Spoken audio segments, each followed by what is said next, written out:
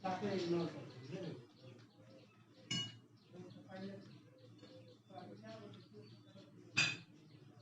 morning, students.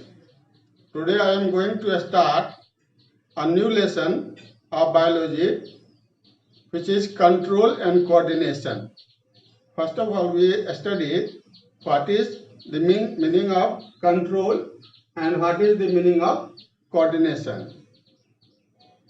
Control is a process of regulating the functions of our body. Different organs of our body functions properly by a system which is called control system and coordination.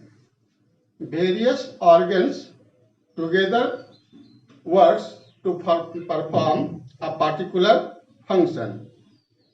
This process is called coordination. To do a particular function, various organs works together simultaneously to perform a particular function. This process is called coordination. Just like digestion of food is a process in which various organs are involved. Our mouth cavity, teeth, our alimentary canal, and digestive organs, our digestive glands, all the organs work simultaneously and coordinate with each other to perform the particular function of digestion. That means various organs work together to perform a particular function. This process is called coordination, and the functioning of the body or body organ is regulated by a system which is called control. The name of chapter is control and coordination. In this chapter, we study in two headings.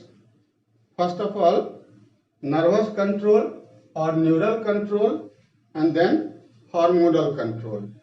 In nervous control, we study the control of our body by nerves arising from brain and nerves arising from a spinal cord. Brain is the central controlling and regulating center of our body. Some functions are also controlled by a spinal cord. A spinal cord also liberates from the brain. We have to study the structure and function of brain, structure and function of a spinal cord, and nerves arising from brain and a spinal cord. The nerves arising from brain are called cranial nerves, and the nerves arising from a spinal cord are called spinal nerves.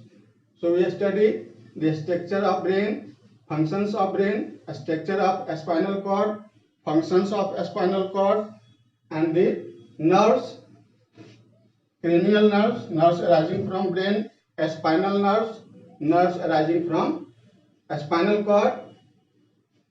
Some nerves are sensory nerves. Those nerves which brings impulses from the receptor organ are called sensory nerves. The sensory nerves are those nerves which receive impulses from receptor organ. That means sense organ.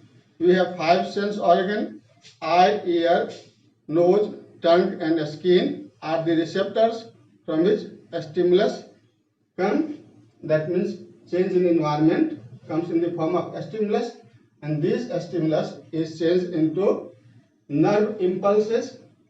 Nerve impulses is in the form of mild electric current. So these impulses bring by sensory nerves, and the sensory nerve send these impulses to the brain or a spinal cord. Then brain and spinal cord release the order. The order of brain or a spinal cord reaches to the effector organ or muscles by another nerve which is called motor nerves. The motor nerves are those nerves which send the order of brain to the muscles or effector organ. Some nerves both works as sensory and motor nerves. They also bring the impulses from receptor organ, and they also send the order of brain and spinal cord to the effector organ. This type of nerves are called mixed nerves. That means there are three types of nerves: sensory nerves, motor nerves, and mixed nerves. So we study in nervous control, that is neural control. We study brain, spinal cord, nerves arising from brain and spinal cord, cranial nerves, spinal nerves, sensory nerves, motor nerves, and mixed nerves.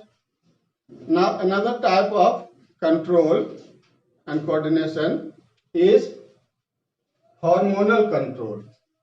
It is also called chemical control or endocrine system. Endocrine system include various endocrine glands. Endocrine glands are those glands which secretes hormones. Ductless glands are called endocrine glands. There are several endocrine glands in our body: hypothalamus, thyroid, pituitary, adrenal, parathyroid, thymus, testis, ovary, pineal gland. These are the endocrine glands which secrete hormones, and the hormones directly diffuses in blood because they have no ducts. So in hormonal control or chemical control, the control of body occurs by the chemical which is called hormones. Now what is hormones? So hormones are chemical coordinator, chemical activator, or chemical messenger which stimulate, which speed up, and which gives the order of brain to various organs by chemicals. All hormones are chemically protein or steroid. So in this system, that means hormonal control or chemical control, we study different endocrine glands and the hormones secreted by endocrine glands.